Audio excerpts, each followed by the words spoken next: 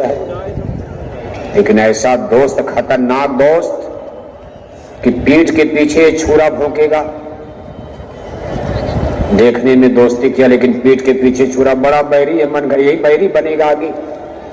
लेकिन इसकी दोस्ती दोस्ताना गगन मंडल त्रिकुटी में आते समय हो गई।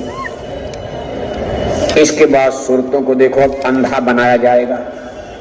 अंधा बनाने का मतलब आपके प्रकाश को जैसे आंख पर मोतियाबिंद हो जाए, दिखाइए नहीं दे रहा। कैसे मोतियाबिंद हो गया सूरत को? एक तो शरीर का मोतियाबिंद होता, नहीं देख पाते हो, लेकिन सूरत यानी आत्मा की आंख में मोतियाबिंद, उसका प्रकाश कहां गुम हो गया? 16 सूर्यों का सारा ब्रह्मांड उसको नजर आ रहा। कितनी ब्रह्मांड की रचना कर सकती, इतनी बड़ी ये क्रिएटर है, लेकिन आज इतने अपंग बना दिया, लंगड़ा लूजा बनाकर नरक 84 में डाल दिया। देखो सबसे पहले इसी गगन मंडल त्रिकुटी में जब सूरत वहां आराम कर रही थी, वहां इसका पड़ाव पड़ा हुआ था। बड़ी चतुराई चालाकी के साथ इन्हीं लोगों ने मिलकर के सूरत पर एक पहला पर्दा, पर्दा का मतलब जैसे कोई लैंप लालटेन जल रहा है या बिजली का बल्ब जल रहा है, बिजली का बल्ब जल रहा, आप उसके मिरर पर, उसके शीशे पर ऊपर से मोटे काले रंग की टाट की पट्टी ऐसे लपेटना शुरू कर दो। जय राउंड में आप धीरे धीरे लपेटते जाओगे, देखते देखते उसका प्रकाश ब्रीफ होने लगेगा। एक ऐसी परिस्थिति आएगी कि बाहर में प्रकाश की झलक भी नहीं मिलेगी। आपको सस्पेंस, संशय, भ्रम होगा कि शायद बल्ब बुझ गया। गोया बल्ब बुझा नहीं है, लेकिन बाहर में इतना पर्दा डाल दिया गया कि अंदर में बल्ब रोशन है, जल रहा, लेकिन बाहर में पता ही नहीं चल रहा। बस यही गति है सूरत के साथ हो गया। इसके ऊपर पहला आवरण, पहला पर्दा, जिसको आप शरीर भी कर सकते, इसको कारण शरीर कहा गया। ये 5 तत्वों का था, शब्द, रस, रूप, स्पर्श, गंध। कहां डाला गया? गगन मंडल त्रिकुटी देश। गिरि त्रिकुटी ऊपर बस लंका, तह बस रावण सहज निशंका। दामिन दमक रही घनमाही, खल की प्रेत जथा थे नाही। ये गगन मंडल त्रिकुटी, गिर त्रिकूट, ये ब्रह्म पुरुष का देश कहा जाता। बादलों की गर्जना होती, मधुर मधुर गर्जई घनघोरा। प्रिया हेन डर पई मन मोरा, दामिन दमक रही घनमाही, खल की प्रेत जथा थे नाही।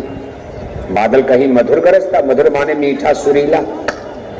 बादल गरजता है तो आदमी घबरा जाता, जोर से बादल गरज जाए तो हार्ट अटैक हो जाए। अगर आदमी हार्ट का मरीज है, घबराकर घर में भाग जाता। लेकिन रामायण में गोस्वामी महाराज ने लिखा है, एक ऐसा भी आसमान है जहां मधुर मधुर गरजई घनघोरा। मधुर मधुर बादल गरजते लेकिन डर नहीं लगता। उसमें से मधुर माने मीठा होता, स्वीट्स, अमृत की बरसात होती उन बादलों से। दामिन, वहां बिजली चम चम चमकती, बादल गरजते।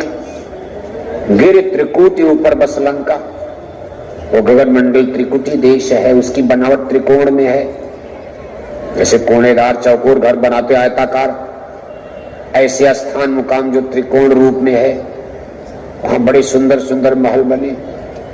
यही पहले जीवात्मा का सूरत का पड़ाव पड़ा सतलोक से, ये नीचे उतर रही है और यही मन मिल गया और पहला इसके ऊपर पर्दा। लेकिन ये पर्दा इतना बारीक था, जैसे कोई बहुत सुंदर रेशमी बारीक कपड़ा। कभी कभी आप देखते लोग ऐसा कपड़ा आज फैशन की दुनिया में पहनते कि पूरी शरीर दिखाई देती। अब ऐसा कपड़ा पहनने से क्या लाभ? महंगा भी है, लेकिन अब फैशन का जमाना, उससे अच्छा तो कपड़ा हटा ही दो आप। ऐसे ही बड़ा बारीक झिल्लीदार कपड़ा सूरत पर डाला गया। सूरत को देखने सुनने में कोई कठिनाई तो नजर नहीं आई। इसलिए सुरतों ने इस पर बहुत तवज्जो नहीं दिया। इसके बाद उन्होंने कहा भाई नीचे और तमाशा सर्कस है, चलो नीचे चलो तमाशा देखो।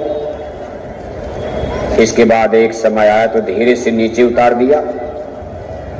उसको कहते हैं सहस्रदल कंवल, जहां व्यापक ब्रह्म निरंजन पुरुष बैठे हुए हैं, जिनका सब खेल है। ऊपर के लोग इनकी मदद में लगाए गए हैं, खेल इन्हीं का है जो नीचे है सहस्रदल कमल में, जिनको त्रिलोकीनाथ कहा जाता है। तीन लोक के कर्ता धर्ता यही वरदान में मांग कर लाए। इन्हीं के लिए कहा सतपुरुष भगवान ने कि काल किया हम सेवा भारी, सेवा बस हम कुछ न विचारी।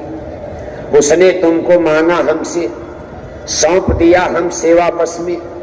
काल लाए तन मन में घेरा, दुख पाए तुम बहुत घनेरा। तुमको दुख में देखा जब ही, मौज उठी हम आए तब ही। आय किया हम शब्द उपदेशा, शब्द माहि तुम करो प्रवेशा। शब्द शब्द पौढ़े हम रची, चढ़ चढ़ पहुंचो नगरी सच्ची। जब सतपुरुष भगवान संत रूप में अवतार लिए तो उन्होंने भेद बताया। कभी हम क्या करें, इन्होंने वरदान में मांग लिया, हमने दे दिया, इन्होंने ला करके फंसा लिया। कैसे फंसा, तरकीब देखो इनकी।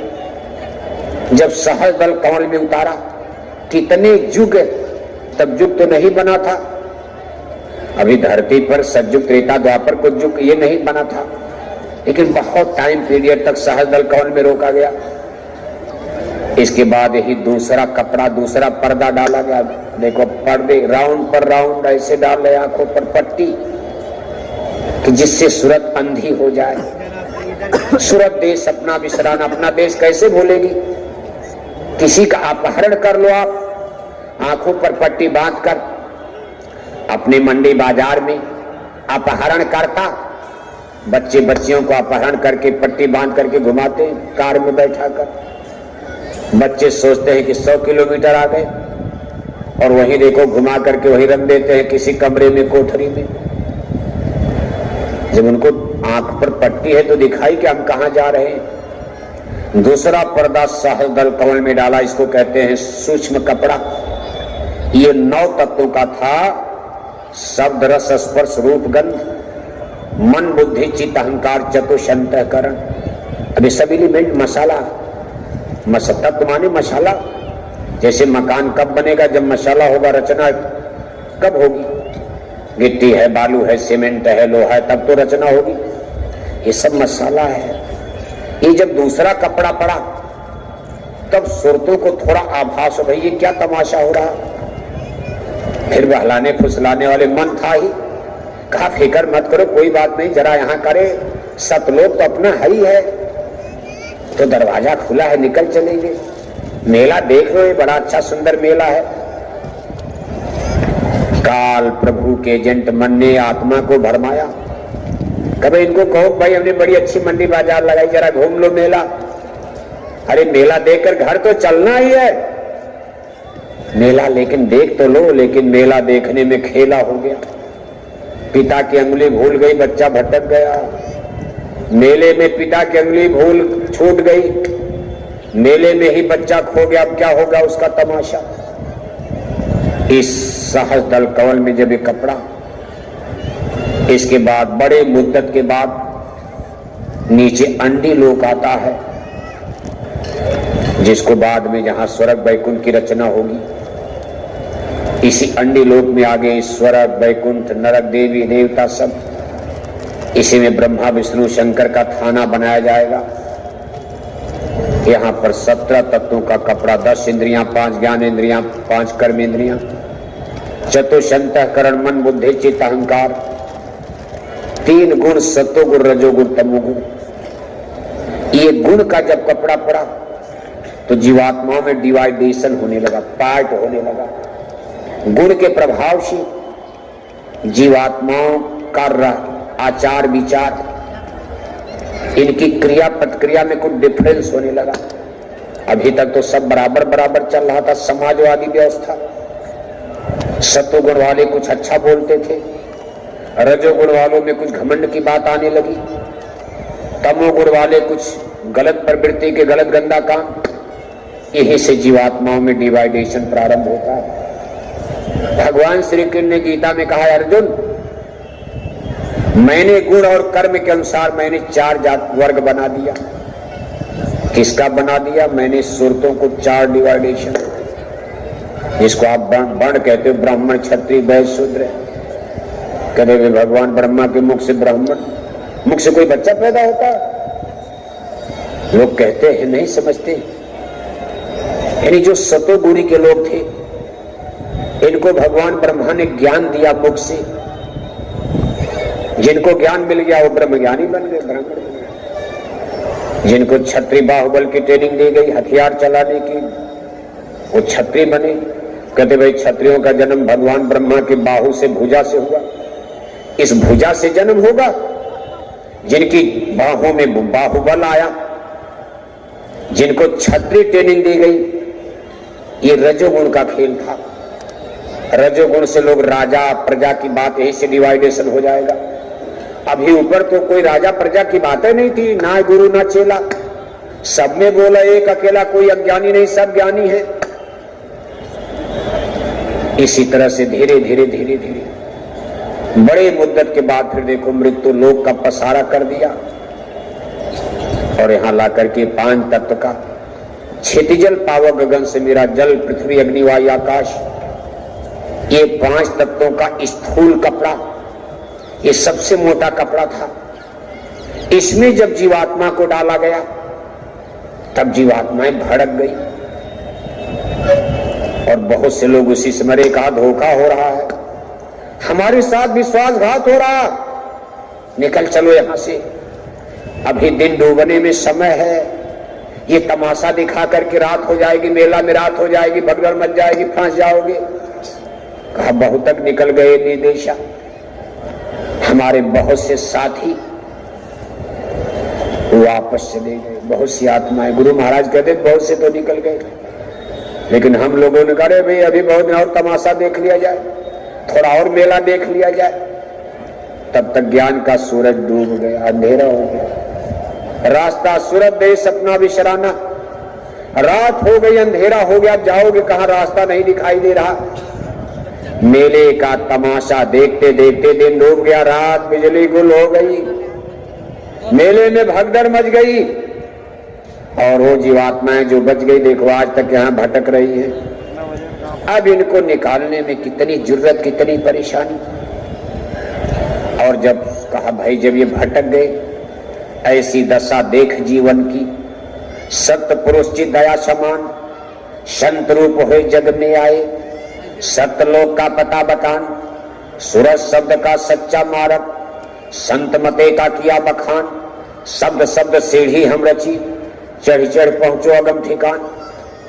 कुल मालिक सतपुरुष भगवान ये धरती पर अवतार लेते हैं, जन्म लेते हैं, मानव रूप में संत कहलाते हैं। होते मनुष्य लेकिन संत, संत माने कोई मनुष्य की बातें नहीं है। इसीलिए कहा गुरु को मानुष जानते, कबीर ते नर अंध है, जन्म मरण छूटे नहीं पड़े यम के फन। हाथरस वाले महाराज जी थे जिन्होंने घट रामायण की रचना किया अपने गुरु महाराज के ही नाम के, हाथरस वाले। एक बार उनका हाथरस में सत्संग चला था किसी गांव में, तब लाउड स्पीकर का जमाना तो था नहीं, ऐसे 10-20 लोग बैठे हैं, सत्संग खत्म हो गया, सब लोग चले गए। एक बूढ़ी मां उठ करके खड़ी हो रही, कहा महाराज आपका सब सत्संग तो समझ में आया, लेकिन एक वाणी हमारी समझ में नहीं आई। आपने कहा रहु विदेह देह दर्शन, बी माने बिना, देह माने शरीर, कहा हम बिना शरीर के हैं, केवल शरीर में परिलक्षित होते, आभास होता। हम का मतलब उनका संतों से था। कभी हम विदेह हैं, हमारी शरीर ही नहीं है, हम केवल शरीर में परिलक्षित होते। महाराज हम देखते हैं आपकी रोज मालिश की जाती है, आपको नहलाया जाता है, कपड़े बदले जाते हैं, आप भोजन भी करते हो, हंसते हो, बोलते हो, डोलते हो, चलते हो, और आप कहते भाई हम शरीर हाड़ मांस हैं ही नहीं। ये मेरी समझ में बात, ये वाणी तो महाराज जी हंसने लगे, मुस्कुरा दिए, उठ करके चौकी से खड़े हो गए। उन्होंने उस देवी से कहा, अच्छा तुम अपनी बाहें, अपना हाथ फैलाकर तुम हमको अपनी बाहों में पकड़ो। तो हम महाराज जी सामने खड़े हो, हाथ ऐसे मार रही, उसका हाथ हवा में ऐसे तैर गया, इधर से मारा हाथ तैर कर उधर चला गया, इधर से मार रही तो हाथ तैर कर उधर निकल गया। और महाराज जी सामने खड़े खड़े हंस रहे हैं, बिल्कुल सामने, लेकिन वो ऐसे कर रही तो कहीं कुछ नहीं, जैसे हवा में हाथ चल रहा। जब वो थक गई तब चरणों पर गिर पड़ी, अरे कहा गुरु मां बिल्कुल आप सत्य कहते हो, संत सदगुरु हार मांस है ही नहीं, ये तो बस जीवों के उद्धार के लिए परलोक में प्रतीकात्मक रूप से हार मांस में। यहां उन्होंने नर्तन धारण किया है, आप अमर देश के वासी हो, कुल मालिक हो। कहने का मतलब ये कि यहां आकर के संतों महापुरुषों ने आवाज लगाई और फिर काल पुरुष ने, देखो एग्रीमेंट होता है उनका, सबसे महत्वपूर्ण एग्रीमेंट समझौता। समझौता नहीं कहा जाएगा, वरदान मांग लिया। जब यहां जीवों को लेने के लिए वरदान मांग लिया था, इसमें सबसे महत्वपूर्ण वरदान था कि सतयुग त्रेता द्वापर माही तीनों युग युग थोड़े जाही, चौथा युग जब कलयुग आई तब हम आपन अंश पठाई। क्या आप हमको वरदान देते जाइए कि हमने समय को 4 भागों में डिवाइड किया है, सतयुग त्रेता द्वापर हमारे नाम रहेगा, इसमें हम खुद अवतार लेंगे, हमारा जोर रहेगा, आप गुप्त रहेंगे। आप रहेंगे लेकिन गुप्त रहेंगे, संत मत आपका गुप्त रहेगा। इसीलिए कहा सतयुग त्रेता द्वापर बीता, कोई न जानी शब्द की रीता। समझौता हो गया, उन्होंने एग्रीमेंट स्वीकार कर लिया। कायो वस्तु 3 युगों में आपका काल मत चलेगा, आपका ही डंका बजेगा, आपका अवतार होगा। उन्होंने अवतार लिया भी संसार में धर्म की रक्षा के लिए। सतयुग में तो किसी विशेष अवतार की जरूरत नहीं थी, क्योंकि सब लोग शाकाहारी थे। बिगाड़ त्रेता युग से हुआ तो रामा अवतार हो गया, काल अवतार, काल रूप में तिनका भराता, शुभ हर अशुभ कर्म फलदाता। द्वापर युग लगा कृष्णा अवतार, हे अर्जुन मैं कालों का काल महाकाल हूं। लेकिन चौथा युग जब कलयुग आई तब हमें अपने अंश पठाई। उसी समय समझौता है कि जब जब धरती पर कलयुग लगेगा, ये कलयुग संतों का रहेगा, दयाल पुरुष के हवाले रहेगा। इसमें जीवों का उद्धार होगा, इसमें हम अवतार नहीं लेंगे, लेकिन हमारे अंश जाएंगे। हम छोड़ेंगे इतने नहीं, हमारे भी अंश रहेंगे। हमारा भी मत, हम भी फल, नहीं तो सारी हमारी नगरी उजड़ जाएगी। हमको भी कुछ अधिकार दीजिए। यानी कलयुग में भी हमारे अंश रहेंगे, हमारा अवतार नहीं होगा। इसलिए कलयुग में कोई रामकर्ण के अवतार की व्याख्या नहीं है। रामकर्ण की तरह से कोई भी अवतार कलयुग में नहीं होता। कलयुग में संत अवतार, अगर काल की शक्तियां आती हैं तो अंश रूप में आती है। और ये वरदान उन्होंने क्यों मांग लिया? कहा जब कलयुग में संत जाएंगे, इसके पहले हम अपनी शक्तियों को भेजकर कई मत मतांतर खड़ा कर देंगे। इन्हीं के रूप में साधु सन्यासी बनाकर दुनिया समझ ही नहीं पाएगी कि ये रास्ता सही है, कि ये रास्ता सही है। और देखो उन्होंने तमाशा कर दिया। महाभारत काल के बाद जब धरती पर कलयुग लगा राजा परीक्षित के जमाने से, तो सबसे पहले काल की शक्ति के रूप में महात्मा बुद्ध जी का जन्म होता है। महात्मा बुद्ध का नाम आप सुनते हो। ये काल की अंश शक्ति है। इनको थोड़ा सा ज्ञान भी मिला, इंटेलेक्चुअल लाइट इसको कहते, बौद्धिक प्रकाश। महात्मा बुद्ध से जब पूछा जाता था ईश्वर है, तो मौन हो जाते थे, न यस बोलते थे न नो बोलते थे। बाद में चलकर उनके मत में लोगों ने ईश्वर को इनकार ही करके नास्तिक मत चला दिया। इसलिए बौद्ध धर्म को नास्तिक मत कहा जाता। नास्तिक मत माने जिसमें ईश्वर को नहीं माना जाता। आत्मा को तो मानते हैं। ये काल मत जारी हो गया, लाइट ऑफ एशिया हो गए। उस समय द्वापर युग तक वैदिक धर्म चल रहा था, एक धर्म था। काल प्रभु ने कहा एक धर्म से तो गड़बड़ हो जाएगा, कई धर्म खड़ा कर दिया जाए। महात्मा बुद्ध को भेजकर बौद्ध धर्म खड़ा करवा दिया, महावीर साहब को भेजकर जैन धर्म खड़ा करा दिया, इब्राहिम साहब को जन्म दे दिया इजराइल में, यहूदी धर्म खड़ा करा दिया। यहूदी महाभारत काल के बाद राजा महाराजा हस्तिनापुर में मर गए, यादवी शक्तियों का विनाश द्वारिकापुरी में हो गया। भगवान के 59 लड़के थे, 8 रानियां थी। 59 लड़के में कई दर्जन लड़के उनके यादवियों की लड़ाई में मर गए थे द्वारिका, फिर भी कई दर्जन बचे थे। 59 लड़के बहुत होते हैं। ये लोग भाग करके कुछ पश्चिम की तरफ गए, मिस्र, इजराइल। भगवान के ही औलादों ने, उनके ही बच्चों ने मिस्र, जिसको इजिप्ट कहा जाता, इजराइल, वहां जाकर के स्टेट कायम किया। यानी 5000 बरस पहले लंदन, अमेरिका, उधर स्टेट था ही नहीं।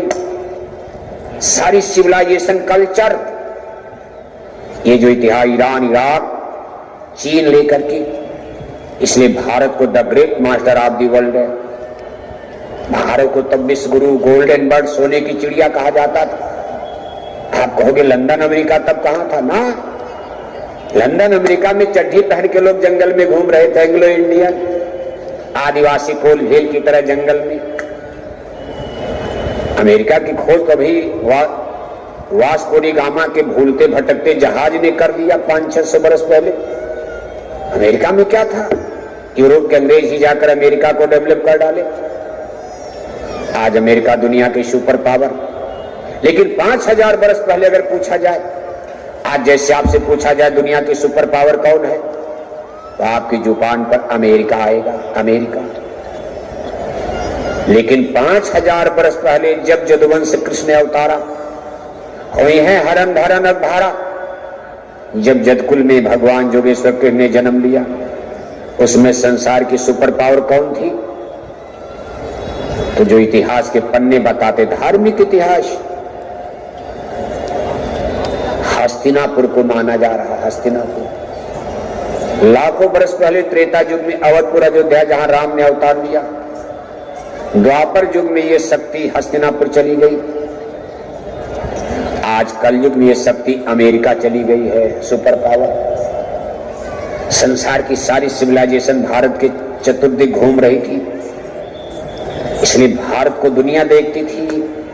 तब इसको भारत नहीं कहा जाता था, जम्बूद्वीप, सिंघल द्वीप, आर्यावर्त, ब्रह्मावर्त, इसके अलग अलग नाम थे। तब ईरान, इराक सब भारत था, अफगानिस्तान। अब तो ईरान, इराक, जिसको कैके देश कहा जाता, जहां से महारानी कैकेयी, अयोध्या के राजा दशरथ से शादी हुई थी। ईरान, इराक को कैके देश कहते थे। अफगानिस्तान को गांधार देश, जहां मामा शकुनी का राज। पाकिस्तान को सिंधु देश, जहां राजा जयद्रथ का राज चलता था। पूरब में मलाया, सुमात्रा, बोर्नियो, जावा, सुमात्रा, इन सब कुछ अखंड भारत। अब हम वर्तमान में तो उस चीज को समझ नहीं पाते, पीछे का इतिहास। अंग्रेजों ने गड्ढमड इतिहास लिखवा दिया अपने राज में जबरदस्ती, हमारे सारे इतिहास को सत्यानाश करवा दिया, दबा दिया, रामकिण का सब। लेकिन कुल मिलाकर के देखो, भगवान किण के वंशज ये लोग भाग करके जब पश्चिम दिशा में जाते हैं, इन्होंने मिस्र में एक स्टेट कायम किया। मिस्र, जिसको इजिप्ट कहा जाता, मिस्र के बगल में ही इजराइल है, वहां भी इन लोगों ने स्टेट कायम किया। इन्हीं भगवान किण के वंशजों ने वहां स्टेट कायम किया। ये लोग तब गाय की, जैसे यहाँ करते थे, गोपाला थे, गाय पालते थे, लेकिन वहां पानी होने की बड़ी कमी थी, रेगिस्तान इलाका। लेकिन ये लोग गाय की पूजा, अपने पूर्वजों के नाम पर गाय की पूजा करते थे। बाद में इसी धरती पर जब नबी मोहम्मद साहब का जन्म हुआ, उन्होंने गाय की पूजा का विरोध किया। कहा जानवर की पूजा क्यों करते हो, भगवान खुदा की पूजो। आलिलाही, अल्लाह एक है, एक ही पूजनी है। बाद में गाय को मारा गया। अरे कहा इसमें भगवान मिलेगा? गाय मारने की परंपरा, यानी जो कभी गाय की पूजा करते थे ग्वाला गोपाल, फिर वो गाय मारने वाला धंधा खड़ा हो गया। और अब तो कुछ कहना नहीं, अब तो झगड़े वाली बात हो रही है। कोई कहता गाय माता है रक्षा करो, कोई कहता गाय मारो ईद मुबारक पूजा हो जाएगी। वही लोग भारत से चल करके जब गए तो गाय की पूजा करने वाले थे, और बड़े मुद्दत के बाद हजारों बरस जब बीता, जब दोबारा भारत पर लौटे तो आक्रमणकारी बन गए, आक्रांता बनकर और गाय मारने वाले बनकर वापस लौटे। फिर सब इतिहास आप जानते हो। यहीं से देखो मोहम्मद साहब को जन्म देकर काल प्रभु ने, इनको भी निरंजन प्रभु ने ही भेजा। जाकर दुनिया में कुछ ऐसा मत चला दो गड़बड़ सड़बड़ हो जाए। दीन ईमान इस्लाम, ईसा मसीह को भेज करके ईसाई धर्म चला दिया। इतने प्रपंच इन्होंने खड़ा कर दिया। जब सब अपना ताना बाना बुन लिया, तब ऊपर से आवाज आई भाई अब हम आ रहे हैं। सतलोक से आवाज आई भाई कलयुग हमारा है, हम धरती पर जन्म लेने वाले अवतार लेने वाले जीवों को जगाने के लिए। तो काल प्रभु ने कहा महाराज खुशी खुशी आइए, स्वागत है आपका। हमने यहां इतना प्रपंच बखेड़ा, वैदिक धर्म को खंडित कर दिया। एक धर्म वैदिक धर्म, वैदिक धर्म भी काल धर्म ही है। राम और कृष्ण का वैदिक धर्म भी काल मत है। अब उसमें देखो दीन ईमान इस्लाम आ गया, बौद्ध धर्म आ गया, ईसाई धर्म आ गया, जैन धर्म आ गया, यहूदी धर्म आ गया, पारसी धर्म आ गया, किताब तो हजारों धर्म हो गया। कहा भाई हम आ रहे हैं। कहा महाराज आइए, कहां जन्म लेंगे आप? हिंदू के घर में जन्म लेंगे, मुसलमान चेला नहीं बनेंगे। अब किसी मुसलमान के घर में जन्म लोगे, हिंदू चेला नहीं बनेंगे। अब तो हमने धर्म के नाम पर दुनिया में प्रपंच ही रच डाला, अलग अलग खंड कर दिया। सही बात है। आज किसी छोटी जाति में कोई गुरु जैसे रविदास जी काशी नगरी में, चर्मकार जाति में देखो चमड़े का जूता चप्पल सीकर बाल बच्चों का गुजर हो रहा। हरिजन में चमार बिरादरी में जन्म लिए काशी नगरी में। बड़ी जातियों के हिंदू लड़े, कहा चमार को गुरु बनाया जाएगा। जब चित्तौड़ की महारानी मीरा ने रविदास को गुरु मान लिया, मारवाड़ में राजस्थान में चित्तौड़ के राणाओं की बदन में आग लगे रे। कहा छत्री वंश की छत्राणी होकर सिसोदिया वंश, और तूने एक चमार को गुरु बना लिया। तुमको ब्राह्मण गुरु नहीं मिल रहे थे? आज भी वो समस्या है। महापुरुष सोच रहे हैं कि भाई हम कहां चले। अब हिंदू के घर में जन्म लेंगे, मुसलमान, भारत में मुसलमान आ गए, पूरी दुनिया में फैल गया इस्लाम। अब देखो चौथे युग में कबीर बनकर आ रहे हैं, सतयुग में सतपुरुष भगवान जोगजीत बनकर, त्रेता में मुनीन्द्र बनकर, द्वापर में करुणामय नाम से, लेकिन ये गुप्त रहेगा, इसमें काल का जोर चलेगा। जब भी ऐसा होगा, ये नियम बन चुका। जब जब कलयुग आएगा संतों का प्रचार होगा, सतयुग लगते ही संतों का प्रचार। ये सतयुग जो लगेगा, ये वो सतयुग नहीं, सतयुग त्रेता द्वापर कलयुग श्री ये नहीं है। गुरु महाराज ने कहा भाई कलयुग में कलयुग आएगा और कलयुग में संत युग आएगा।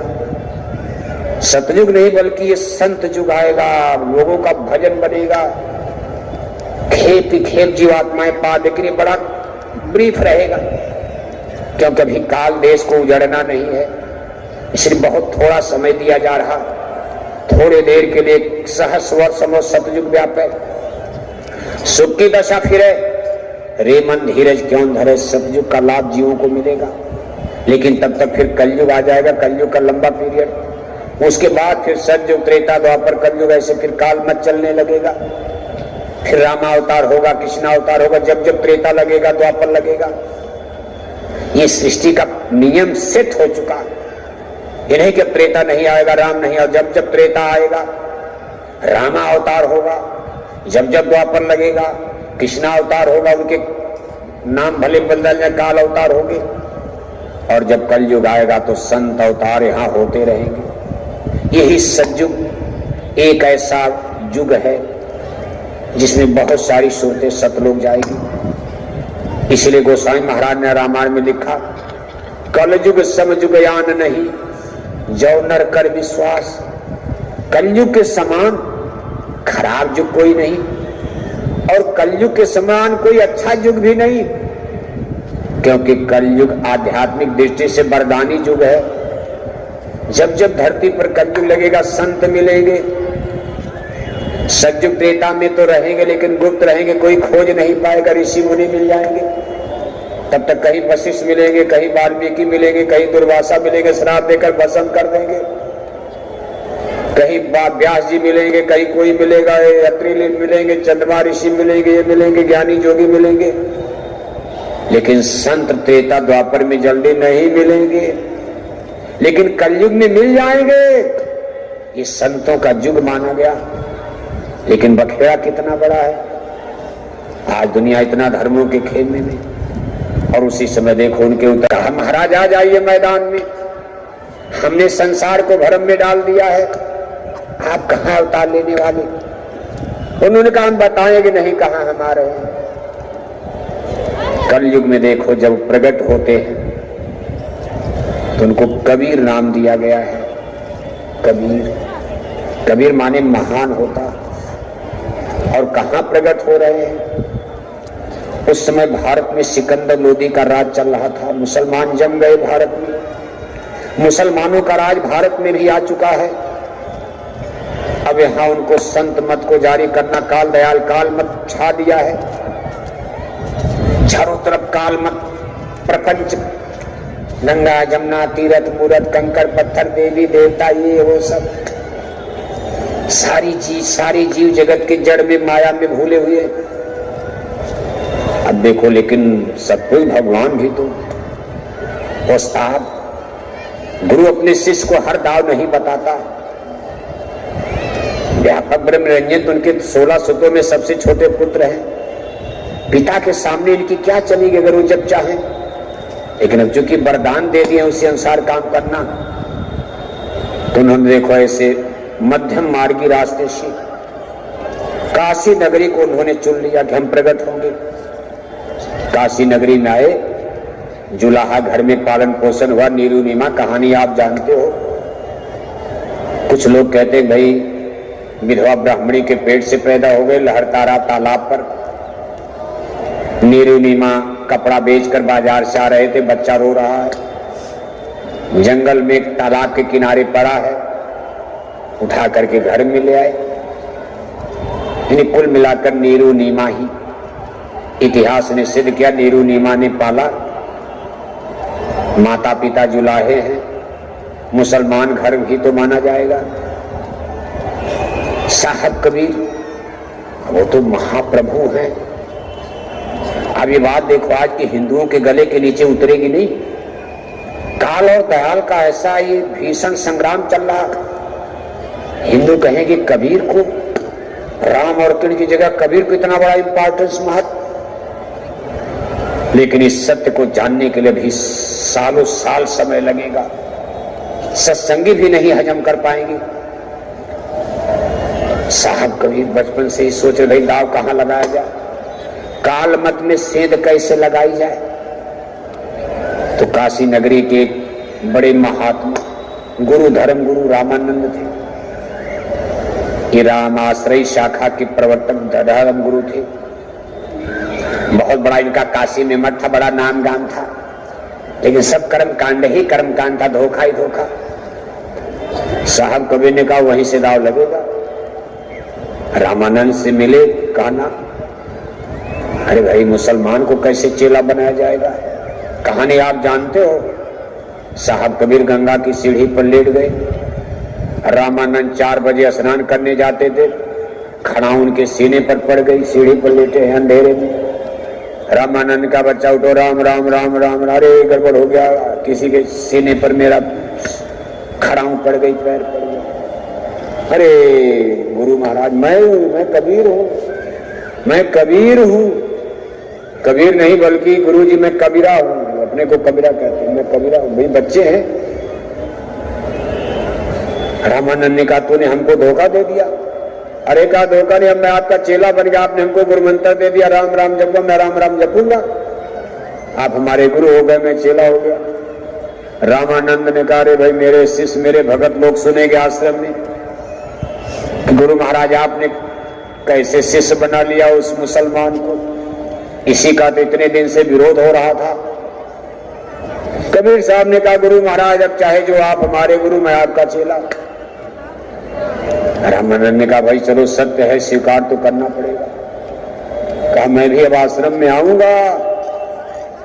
कबीर साहब पहुंचते हैं, चेला लोगों ने कहा गुरु महाराज अच्छा ठीक है, गुरु मंत्र तो दे दिया आपने, लेकिन ये हमारे बर्तन वर्तन को छुएंगे नहीं, ये भंडारा उंडारा में कोई काम नहीं करेंगे, अछूत आदमी छुआछूत मुसलमान।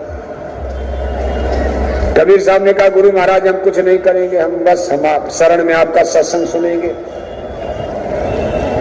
अब रामानंद क्या सत्संग सुनाएंगे साहब कबीर को, जो आदि है, अनंत है, अखंड है, अछेद है, अभेद है,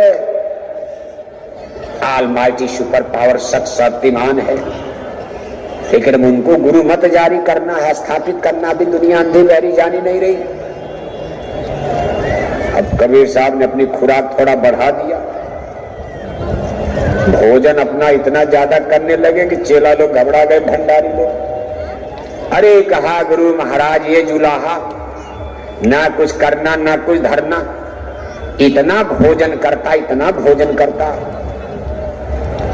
और मुसुंड पहलवान की तरह रोज आश्रम में झगड़ा करता, एक दो लोगों से मारपीट भी होती रहती, इसको कुछ ड्यूटी दिया जाए, काम दिया जाए, बेमतलब बकवास करता रहता।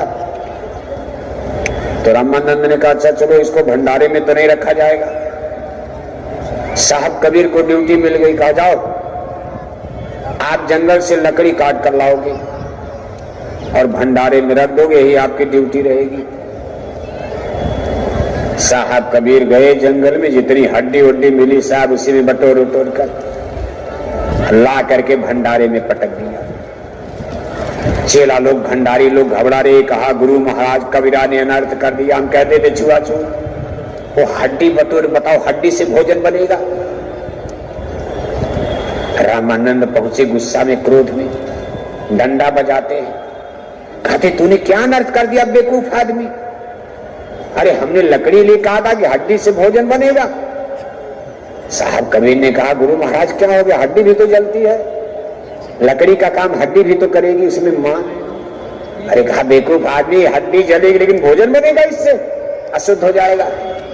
अरे कहा गुरु जी बात, मैं भी हड्डी का, चेला भी हड्डी का बना है, मेरा गुरु भी हड्डी का बना है, राजा भी हड्डी का, प्रजा भी हड्डी का। इस हड्डी में तो रक्त मांस मज्जा मलमूत्र भी नहीं है, टट्टी पेशाब भी नहीं है, और आज हमारी हड्डी में तो टट्टी पेशाब गंदगी भी है। अगर ये हड्डी अशुद्ध है तो हम लोग तो गुरु महाराज बहुत अशुद्ध हैं, हम कैसे पवित्र होंगे। रामानंद ने कहा भाषण देने आए हो कि मैंने जो कहा फिर दो डंडा बेकार लेक्चर दे रहे हो, गुरु से जबान लड़ाते हो। खैर बाका छोड़ो इसको, कुछ नहीं। एक हफ्ता बीता तो फिर झगड़ा बढ़ा, चेला फिर घबरा रहे, कहा महाराज गुरु महाराज कोई काम दीजिए नहीं तो मार डालेगा सबको। एक एक बार में चार चार लोगों को पटक पटक कर मारता, आपने बवाल कर लिया आश्रम में इसको चेला बनाकर। रामानंद ने कहा अच्छा चलो तुम केवल बर्तन मलोगे, अब बर्तन छूने की इजाजत तो दे दिया, कहा अच्छा लेकिन जूठा बर्तन, कड़ा है, हंडा है, जो भोजन बनता है इसको। साहब कबीर ने बाहर बाहर में खूब सफाई कर दिया और अंदर में कुछ पानी भी नहीं डाला, बाहर में चमाचम करके और ले जा करके बर्तन चूल्हे पर रख दिया। जब भंडारी गए भोजन बनाने, देख रहे अंदर में गड़बड़ है, सब जूठा मूठा अंदर में लगा है। रामानंद को बुलाया, मारा दो डंडा, का आप बेवकूफ आदमी, ऐसे सफाई की जाती, बाहर में साफ कर दिया अंदर में ही नहीं। साहब कबीर ने कहा गुरु महाराज अंदर कैसे साफ किया जाता वही तो मैं जानने आया हूं, बाहर से मैं भी गंगा नहा करके साफ हो जाता हूं, लेकिन मेरे अंदर का मैल, मेरे अंदर में जो गंदगी है गुरुदेव, आज तक कोई मुझे साफ कराने वाला ज्ञान नहीं दिया। शरीर तो साफ है बाहर से, तिलक टीका लगाकर बढ़िया बढ़िया कपड़ा पहनकर टनाटन, लेकिन अंदर में कितनी गंदगी है गुरुदेव, इसका ही भेद मैं जानने के लिए आपके चरणों में आया हूं। मुझे अंदर का भेद बताइए। रामानंद फिर दो डंडारे का ज्ञानी बनते हो, ऐसी बड़ी लंबी कथा है। करते करते करते करते समय बीतता गया। एक बार गुरु गोरख शास्त्रार्थ करने निकल पड़े। रामानंद जी ने जब सुना कि गुरु गोरख शास्त्रार्थ करने का, हम तो हार जाएंगे, बहाना बना करके सो गए। साहब कबीर गए रे, कहा गुरुदेव आप? अरे कहा कबीर आज हमको बीमार रहने दो, गुरु गोरख आ रहे हैं। अगर कहीं शास्त्रार्थ में हार गए तो हमारे आश्रम की मिशन की बेइज्जती नाक कट जाएगी, और हमको हारने हारना, सब लोग उनसे हार रहे हैं, क्योंकि गुरु गोरख जोगी पुरुष थे। कबीर साहब ने कहा गुरु महाराज आप चिंता मत कीजिए, नहाइए खाइए आराम से टनाटन। अरे पहले चेला भिड़ेगा गुरु गोरख से, अगर गुरु गोरख चेला को हरा देंगे, गुरु का नंबर बाद में लगेगा, पहला कुश्ती मुझसे होगी।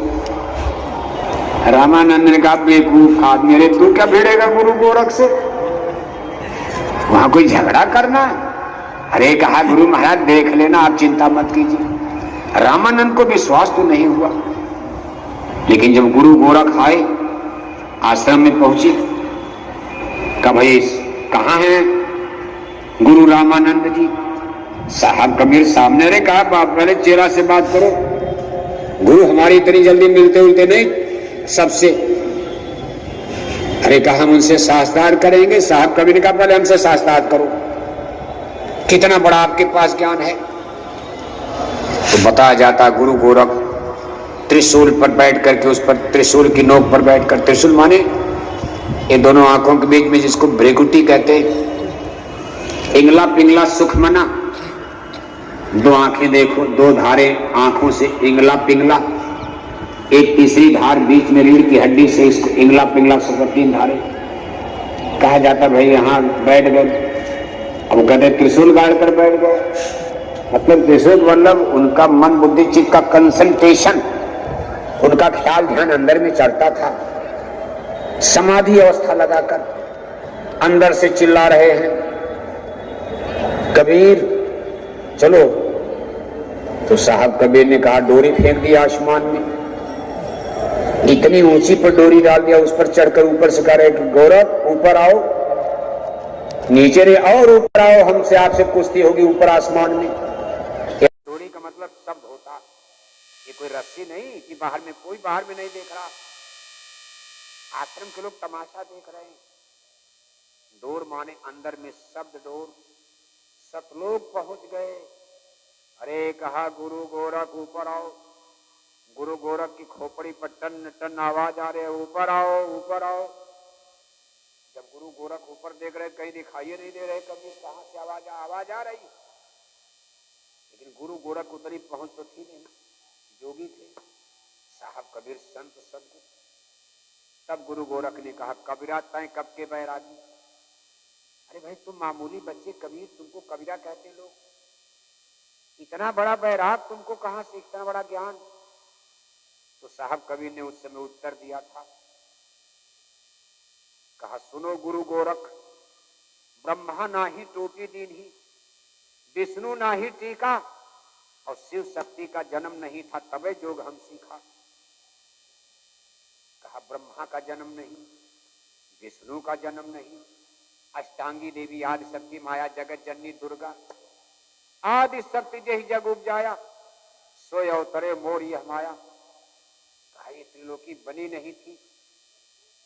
हे गुरु गोरख हम तो सतलोकवासी हैं, हमको जोगजीत कहा जाता है, हम सतपुरुष भगवान की 16 सुतों में हैं। जब नीचे रचना नहीं हुई थी, ब्रह्मा विष्णु कोई नहीं, तब हम पैदा हो चुके थे। हे गुरु गोरख। गुरु गोरख ने प्रणाम, तुरंत उठे, वहां से चल देते। अब आश्रम में तो हल्ला मचा भाई, कबीर साहब ने कोई उदंडता कर दिया होगा, नंगे बदन होकर, वो नियम था कि गुरु गोरख सबका चंदन चाट लेते हैं। कबीर साहब ने पूरी शरीर चंदन लगा दिया था, अगर हारेंगे तो चंदन चाटेंगे। तो लोग तो बाहर से देख करके सोचे भाई देख करके गुरु गोरख चले गए, लेकिन गुरु गोरख दोबारा फिर लौट करके वहां भाई इसका चेला। जब गुरु गोरख चले गए तो रामानंद को सूचना मिली कि गुरुदेव, गुरु गोरख तो कबीर से पराजित होकर या क्या बात हो तो चले गए। रामानंद अपना चद्दर उद्दर खोले, खुश हो गए। कहा कबीर, अरे कबीरा, आज आपने मेरे आश्रम की इज्जत को बचा लिया, इज्जत बच गई। कबीर को गले लगा लिया। कहा कोई पर्दा नहीं, कोई पक्षपात नहीं, कोई छुआछूत नहीं, इज्जत तो बचा लिया। कहा कबीर, तुम मेरे अब परम भक्तों में रहोगे। जब मैं मंदिर में पूजा करूंगा, आप वहां आरती ओरती सब मेरी दीप थाली ओली लेकर आप ही अब चलोगे साथ में। अभी तक तो विरोध था कि मुसलमान कैसे जाएगा। कबीर साहब ने कहा गुरु महाराज जी, पूजा उजा वाला काम तो हम खूब करवा देंगे बढ़िया से आपका। आरती ओरती जितना आपका दिया हुआ जलाना है। मंदिर में जाते हैं, माला छोटी थी, पत्थर की मूर्ति में माला डाल रहे। मंदिर छोटा था, गले में अटक गया। रामानंद प्रयास करें कैसे अंदर में जाए माला। कबीर साहब चौखट पर वहीं से देख रहे। अरे कहा गुरुदेव, अरे माला की घुंडी खोल दो, फिर से बांध देना, क्या इसमें दिमाग लगा रहे हो इतना। रामानंद पीछे देख रहे। कहा कबीर, ठीक उपाय बता दिया भाई। तो धीरे से रस्सी खोली, फिर डाल करके बांध दिया। कहा कबीर, कहा गुरु महाराज ये लोग कुछ खाते होते नहीं है क्या। अरे कहा बेवकूफ आदमी पत्थर की मूर्ति खाएगा। कबीर साहब ने कहा महाराज, तब इतना आप क्यों बर्बाद करते हो पैसा वैसा सब, जब ये लोग खाते ही नहीं है कोई देवी देवता। कबीर साहब ने कहा गुरु महाराज अगर मैं इनको खिला दूंगा, अगर आप कहिए तो मैं इनको खिला दूंगा। रामानंद कहे भाई बड़ी अजीब बात करता रहता। अच्छा चलो एक बार। फिर बीमारी का बहाना बनाकर एक दिन सो गए। कहा कबीर, हमारी तबीयत ठीक नहीं है, इन देवी देवताओं को आरती प्रसाद आप ही को करना है। कबीर साहब ने कहा गुरु महाराज चिंता मत कीजिए, इन लोगों की सेवा में बढ़िया से करूंगा। खूब गए, भंडारा उंडारा बनवाए, थाल में भोजन सजाए। कहा देखो हमारे गुरु महाराज की तबीयत खराब है, हल्ला उल्ला मत करना आप लोग, समय से हम आएंगे, आरती भोजन कराएंगे आपको। और रामानंद चद्दर में बहाना बनाकर देख रहे हैं कि क्या करता है। साहब कबीर थाल में सजा करके पूरा पुआ पकवान ले जाकर मंदिर में रख दी, आरती हो गई। अरे कहा खाओ, महाप्रभु के हाथ का प्रसाद खाने के लिए आज वहां तीनों देवताओं की भीड़, देवी देवताओं की भीड़ मच गई। सब लोग अपने रूप में आकर के भोजन कर रहे हैं। रामानंद चद्दर के बीच से देखा, गजब हो गया, गजब हो गया। मैं इतने दिन से पत्थर की मूर्ति नहीं खाई, ये कबीरा ने क्या कमाल कर दिया। देवी देवता प्रसाद लेने की लाइन लगी है। एक संत के हाथ का प्रसाद लेने के लिए देवी देवता भी तरसते। महाकाल और ब्रह्म सब, और ब्रह्म और काल सब है नाम शीश तो जय गुरुदेव दयाल। रामानंद चद्दर फेंक देते, प्रकट हो जाते, जाकर मंदिर की ड्योढ़ी पर खड़े होकर भगवान विष्णु का पैर पकड़ लेते। भगवान विष्णु ने जोर से डांटा, आडंबर पाखंड धोखा देने वाले धोखेबाज, गुरु का नाटक करके जनता को धोखा, हट जाओ पीछे, मेरा पैर मत छू। साहब कबीर ने डांटा, रे खबरदार, हमारे गुरु का अपमान नहीं कर सकते हो। विष्णु भगवान ने हारे कहा प्रभु आपका अपमान नहीं। अरे कहा कुछ भी है, मैंने गुरु मान लिया है, आप इनका अपमान कोई नहीं करेगा, इस जन्म में मेरे गुरु रहेंगे। आप लोग दस्तखत करो, एग्रीमेंट होगा, मेरे गुरु को पार करना है। अब चेला गुरु को पार करेगा, पहली शुरुआत हो रही है। रामानंद ने कहा, कबीर ये कौन विद्या आपके पास है? साहब कबीर ने कहा, गुरुदेव यही विद्या तो देने के लिए धरती पर मैंने जन्म लिया। ये विद्या वेदों में नहीं है गुरुदेव, ये विद्या भागवत में नहीं है, शास्त्र पुराण में नहीं, जो आपने पढ़ पढ़ के जन्म गंवा दिया। काशी के विद्वानों के पास कहीं ये विद्या नहीं, देने के लिए मैंने काशी में जन्म लिया, यहीं से शुरुआत करूंगा। और गुरुदेव रामानंद ने कहा, मुझे भी दे दो, शिष्य बना लो। साहब कबीर ने कहा, नहीं नहीं, इस जन्म में आप मेरे गुरु रहेंगे, अगले जन्म में मैं आपका बेड़ा पार करूंगा, लेकिन हमको संसार में गुरुमत जारी करना है। मैं दुनिया को गुरु की महिमा बताऊंगा, सदगुरु की महिमा अनंत है। अनंत किया उपकार, लोचन अनंत उघारिया, अनंत दिखावन हार। गुरु गोविंदो खड़े काके लागों पाए, बलिहारी गुरु आपने गोविंदियो बताए। अब ये सब कबीर की गुरु वाणी में गुरु के लिए उन्होंने लिखा है दोहा चौपाई। अगर मैं खुद गुरु नहीं करूंगा तो जमाना मेरी बात को स्वीकार नहीं करेगा कि आपको कैसे विद्या मिल गई बिना गुरु के। इसलिए आप मेरे गुरुदेव रहेंगे, चिंता मत कीजिए। मैंने एग्रीमेंट कर दिया, समझौता करा दिया आपको, अब आपका रास्ता कोई रोकेगा नहीं, लेकिन उद्धार मैं आपका अगले जन्म में करूंगा। कोई नहीं जानेगा कि आप मेरे गुरु थे। इस तरह से साहब कबीर ने अपनी धाक रामानंद के आश्रम पर जमा दिया। कबीर साहब का नाम धीरे धीरे काशी नगरी में फैलने लगा। बड़े बड़े राजे रजवाड़े, बड़े बड़े पंडित पुरोहित, अब ब्राह्मण पंडित पुरोहित तो शास्त्रार्थ करने आते, जलने लगे लोग कि जुलाहे का इतना बड़ा रुतबा कैसे हो गया। पंडित पुरोहित आते थे, कुछ हार जाते थे, कुछ झगड़े करते थे। काशी नगरी में बड़ा जबरदस्त विरोध। जो लोग समझ गए वो तो चरण में पड़ गए, जो नहीं समझ पाए उतने ज्यादा विरोधी हो गए, जो समझ गए उतने ज्यादा सपोर्टर हो गए, जो नहीं जाने उतने ज्यादा उनके दुश्मन बन गए। रामानंद के आश्रम में कुछ लोग तो सपोर्टर, लेकिन कुछ लोग उतने ज्यादा दुश्मन भी बन गए। मेरे गुरु को एक जुलाहे ने जादू मार करके मति भ्रम कर दिया। मेरे गुरुदेव की भी बुद्धि को जुलाहे ने पागल कर दिया, बेवकूफ बना दिया। हमारे गुरुदेव पागल हो गए, एक जुलाहे के चक्कर में आ गए। लेकिन रामानंद तो समझ चुके थे। इसी तरह साहब कबीर का धीरे धीरे जलवा काशी नगरी में। हिंदू धर्म के पंडित पुरोहित, मुसलमान धर्म के मुल्ला मौलवी काजी, ये दोनों लोग देखने लगे भाई हमारी रोजी रोटी कर्म कांड।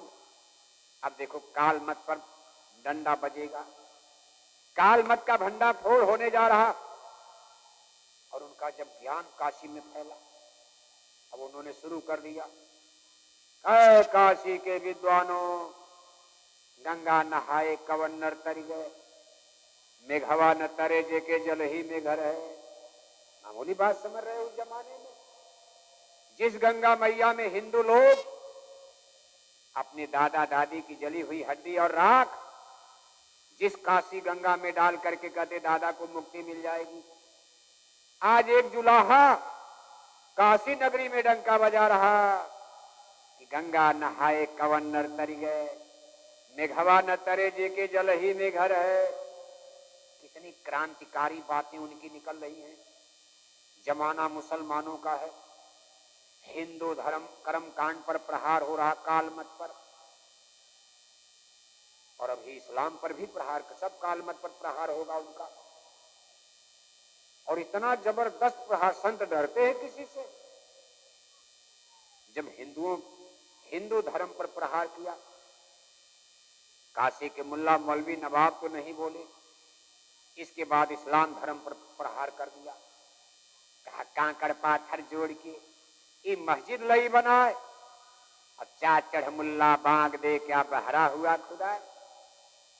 कंकड़ पत्थर की मस्जिद बना के चिल्लाते हो अल्लाह अकबर। अरे क्या खुदा भगवान बहरा है? चींटी के पद नूपुर बाध है, सो भी साहब सुनता है। चींटी के पैर में घुघरी नहीं बद गया तो भी भगवान सुन लेता। ए मुसलमानों, तुम इतने अंधविश्वासी हो गए, अपने अल्लाह ताला खुदा रब्बुल आलमीन को तुम बहरा समझते हो? किसको चिल्लाकर बुलाते हो कंकड़ पत्थर खड़े होकर? इसके बाद उन्होंने कहा मुसलमान का पीर अवलिया। मामूली प्रहार किया, राज मुसलमानों का है। मुसलमान की पीर अवलिया मुर्गी मुर्गा खावे, अब खाला केरी बेटी ब्याहें, घर में करें सगाई, इन दोनों राह न पाई। दोनों माने हिंदू मुसलमान। काशी में भी ईसाई तो थे नहीं, सिख धर्म अभी बना नहीं था। हिंदू मुसलमान दो समस्या काशी में खड़ी है। बौद्ध धर्म का पतन हो चुका था, इस्लाम के आने के बाद बौद्ध धर्म का पतन, फिर वैदिक धर्म, हिंदू मुसलमान। साहब कबीर कहते भाई हिंदू अपनी करे बड़ाई, गागर छुए न दे, बेस्या के पावन तर सोए, ये देखो हिंदू आई। ये हिंदू अपने को ऊंचा मानते, इनके घर में कुत्ता दिन भर टट्टी खाता, इनकी थाली को चाटता है। ये हिंदू लोग थाली को धोकर भोजन करते, एक आदमी होकर इनकी थाली को हाथ से छू देता है, ये अपने घड़े को फोड़ देते हैं, अशुद्ध हो गया। और कुत्ता थाली चाट दिया, उसमें भोजन करते। बेस्या के पैरों के नीचे सोकर, बेस्या के कोठे पर ये राजे महाराजे लैंड लॉर्ड सामंत हिंदू बड़े बड़े जमींदार बेस्या के कोठे पर रातें बिताते उसके पैरों के नीचे। और एक आदमी से इतना बड़ा परहेज करते हो, छुआछूत मानते हो। धिक्कार है आपके धर्म कर्म को। इस तरह की उनकी आवाजें, वो सब जानते हो आप। काशी नगरी में बदन में लोगों की आग लग गई। इसके बाद सिकंदर लोदी का दिल्ली आना होता। सिकंदर लोदी बादशाह दिल्ली आए। दोनों दीनों के लोग, हिंदुओं के पंडित पुरोहित, मुसलमानों के मुल्ला मौलवी काजी सिकंदर लोदी के पास पहुंचते हैं। शिकायत शुरू हो जाए। महाराज एक दुल्हा है। फकीर कहता है, महात्मा अपने को कहता है। हिंदुओं ने पहले शिकायत किया, सिकंदर लोदी ने बहुत ध्यान नहीं दिया। कहा मुसलमान है, हिंदुओं का विरोध तो करेगा ही, क्योंकि मुसलमान तो हिंदू को काफिर मानते ही हैं। सिकंदर लोदी ये सब लोग तो खुद ही इतना बड़ा उन्होंने जुर्म किया है। सिकंदर लोदी ने बहुत ध्यान नहीं दिया। लेकिन जब काजी मुल्ला मौलवियों ने कहा हुजूर, वो हमारे खुदा की राह में भी गुस्ताखी करता, मुसलमान होकर, जुल्हा होकर कहता है कि कांकड़ पाथर जोड़ के मस्जिद नहीं बनाए। अल्लाह ताला रब्बुल आलमीन का दीन ईमान इस्लाम पर भी अंगुली उठाता। तब सिकंदर लोदी की आंखें लाल गुस्से में, पकड़ कर ले आओ मेरे दरबार में, कल दरबार लगेगा। साहब कबीर को पकड़वा करके लाया गया। सिकंदर लोदी ने रस्से में बंधवा दिया, हाथों में हथकड़ी, पैरों में बेड़ी लगा दी गई, मतवाले हाथी के सामने डाल दिया गया। देख करके ताज्जुब हो गया कि हाथी उनके चरणों को चाटने लगता। साहब कबीर के पास पहुंचकर हाथी, दुर्दांत भयंकर हाथी, साहब कबीर के ताल्लुक अपने सूंड से चाट रहा है और ऐसे सर झुका दिया। सिकंदर लोदी ने कहा, भाई ये तो हमने कहा मारो, हाथी मारेगा। पिलवान करा नहीं, पैर रखो, इस आदमी को मार डालो। हाथी आगे नहीं बढ़ रहा, उनके तालू को चाट रहा है। सिकंदर लोदी ने कहा, भाई ये क्या तमाशा। विद्वानों से, मुल्ला मौलवियों से करे, भाई देखो ये क्या जिसकी तुम शिकायत कर रहे थे, हाथी तो इनको मारने के लिए तैयार है, इनके चरण चाट रहा है। तो लोगों ने कहा, महाराज ये कबीर जादू जानते, ये जादू मार दिया हाथी पर, कोई और सजा दो। सिकंदर लोदी ने लोहे की जंजीरों में बांध कर गंगा में फेंकवा दिया। नाव पर बैठा था, बीच गंगा की धारा में फेंकवा दिया।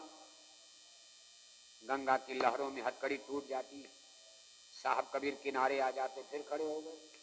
अरे कहा, भाई ये क्या तमाशा। अरे कहा, महाराज और जादू, और कड़ी सजा दो। बहुत लकड़ी, कई कुंतल लकड़ी, उस पर ज्वलनशील तेज पदार्थ डालकर, ऊपर लकड़ी, नीचे लकड़ी, कबीर साहब को बांध करके और लकड़ी में डाल करके आग लगा दी गई।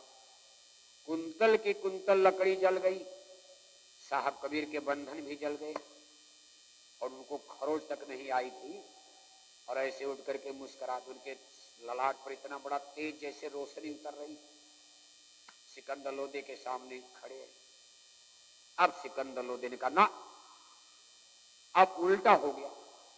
सिकंदर लोदी हिंदू पंडित पुजारियों को, मुसलमानों के मुल्ला मौलवियों को डांटने लगे। कहा तुम लोगों ने आज हमसे एक सच्चे फकीर का अपमान करवा दिया। ये जादूगरी है, इतना जादू कौन कर पाएगा? निश्चय ही कोई सच्चे महात्मा फकीर है। हमारे द्वारा इतना बड़ा अपमान, हमको माफ करना। सिकंदर लोदी ने बाद में सोने की थाल और उनके गांव के अगल बगल 10-20 गांव का, बनारस के अगल बगल 10 गांव का पट्टा माल गुजारी सिंचाई साहब कबीर के नाम करना चाहा। साहब कबीर ने कहा ना ना ना ना ना, हमको ये नहीं चाहिए, मुझे ये दौलत नहीं चाहिए। सिकंदर लोदी ने कहा हमको अपने चरण में। साहब कबीर ने कहा अगली बार आप अगली बार मिले, अगली बार तो दोबारा मुलाकात नहीं हो पाई। सिकंदर लोदी ने अपील किया था मुझे अपने चरणों में लगा लीजिए, आप सच्चे फकीर हैं, खुदा के बंदे। साहब कबीर ने कहा बादशाह अगली बार मिलना। अगली बार दोबारा सिकंदर लोदी तो जुल्मी अत्याचारी आदमी उधर चले गए थे। इसके बाद साहब कबीर, जब बादशाह सिकंदर लोदी, वहां भी साहब कबीर सफल हो गए। इसके बाद साहब कबीर का डंका काशी नगरी में, मुल्ला मौलवी पंडा पुजारी, अब कौन शिकायत करेगा? सिकंदर लोदी दिल्ली के, वो भी साहब कबीर के चरणों में प्रणाम कर गए, झुक गए, घुटने टेक दिया। अब साहब कबीर का कौन मुकाबला करेगा? हिंदू और मुसलमान धीरे धीरे। इसके बाद उन्होंने लेखन, पढ़े लिखे तो थे नहीं, अब जो मालिक है उनको पढ़ने की क्या जरूरत, पूर्ण ज्ञानी है। साखी शब्द रमैनी और सबसे पहले उनकी ज्ञान की किताब जो आगे चल करके अनुराग सागर, उनके जमाने में तो किताब बनी नहीं, तो बाद में लोगों ने संग्रहण किया। जो उन्होंने कहा उसको लिपिबद्ध किया गया है। सबसे पहले पुस्तक अनुराग सागर के नाम पर, इसको 5वां वेद माना जाता। 4 वेद पहले आ चुका था। इस 4 वेद को वैदिक मत, काल मत कहा जाता है। ये 5वां वेद दयाल मत, जिसमें दयाल देश सतलोक का पहली बार भेद। इस धरती पर मनुष्यों को सतलोक का पहला ज्ञान साहब कबीर के अनुराग सागर से होता। अभी रामायण थी नहीं, रामायण में भी है, सुनो कष्ट मम बेटा पशु का, सत्य नाम कर हर मम सो का। लेकिन कबीर साहब के जमाने में अभी रामायण नहीं लिखी गई थी। गीता थी 5000 साल पीछे गीता में सतलोक का नाम नहीं है। 4 वेदों में सतलोक की व्याख्या नहीं है। किसी भी हिंदू चाहे मुसलमानों का स्पिरिचुअल लिटरेचर, लेकिन सबसे पहले साहब कबीर के अनुराग सागर में सतलोक का नाम आया। कैसे वर्जिन ऑफ यूनिवर्स, ये ब्रह्मांड कैसे बना, वर्जिन ऑफ एथ, हमारी धरती माता कैसे बन गई, वर्जिन ऑफ लाइफ, यहाँ प्राणी कैसे प्रकट हो गए, सारा भेद साहब कबीर के अनुराग सागर में से गड़बड़ कर दिया लोगों ने। जैसे साहब कबीर ने समझाया था, कोई सही किताब नहीं बन पाई। अनुराग सागर का एक्सप्लेन साहब कबीर गे पद में सुनाते थे, गवई भाषा में गा करके, और उनके गे पद को साखी शब्द रमैनी के नाम से जाना गया। गद्य नहीं सुनाते थे पद में, और बिल्कुल ठेठ भाषा, जैसे चल रे हंसा अमर लोक के, छोड़ो ये संसारा हो, यही संसार काल भय राजा, भरम का जाल पसारा हो, काहेर नलनी तू को मिलानी, तेरे नाल सरोवर पानी, जल में उत्पत्ति जल में बास, जल में ना तल तपत न ऊपर आग, तो रहेत को कासन लाग, कहे कबीर जी जल समान, उदक समान, तेने जरे हमारे जान। नलिनी माने आत्मा को, सूरत को कहा है। अभी सब उनके तमाम पद आप पढ़ते रहते हो, प्राइमरी से ही बच्चों को पढ़ाया जाता है। लेकिन कुल मिलाकर के अमर देश सतलोक का दयाल पुरुष का भेद ये साहब कबीर के अनुराग सागर से प्रारंभ होकर के और आप देखो दुनिया में राधा स्वामी मिशन के द्वारा बाबू सावन सिंह महाराज डेरा ब्यास पंजाब से एक Canada, Britain, Italy, Germany, France, America, यही एक पुरुष हैं बाबू सावन सिंह जी महाराज राधा स्वामी मिशन में डेरा ब्यास पंजाब। इनके द्वारा पहली बार ये संत मत भारत की धरती के बाहर कनाडा, ब्रिटेन, इटली, अमेरिका पहुंच गया। ये सब संत मत है। राधा माने आत्मा सूरत, स्वामी माने परमात्मा। राधा आदि सूरत का नाम, आदि सूरत जो सतलोक से चली उसको राधा कहते हैं। इसी तरह से होते होते पूज्य दादा गुरु जी महाराज से होकर के आज जय गुरुदेव मिशन, आज ये संत मत का ज्ञान मथुरा की दरगाह में यहां सिमट चुका है। सभी धर्म गुरु, सारी गद्दियां खाली हो चुकी हैं। बुरा मत मानना, अगर कोई राधा स्वामी मिशन का हो, कोई और किसी मिशन का हो तो बुरा मत मानना। ज्ञान तो है, किताबें हैं, किसी का अपवाद नहीं, किसी का विरोध नहीं। लेकिन आज संत मत के ज्ञान का सूरज इस मथुरा गुरुद्वारे में यहां से उदीयमान होने जा रहा है। थोड़ा इंतजार करना आप, ये संसार को ज्ञान देगा। सारे संसार में साइंस ऑफ सोल, अध्यात्म, आत्मा, परमात्मा, सूरज, शब्द योग, नाम योग, साधना की ये विधा, ये व्यवस्था, ये सिस्टम सारे संसार में पहुंचे, क्योंकि संत युग आ रहा है। इसमें कोई कुछ कर नहीं सकता। संत युग आ रहा है और गुरु नाम से ही फैलेगा। पीछे के सब नाम, मालिक तो एक ही है, भगवान कोई 10, 20, 50 तो है नहीं, लेकिन पीछे के नाम से नहीं होगा। कहा गुरु नाम से सब जग जाने।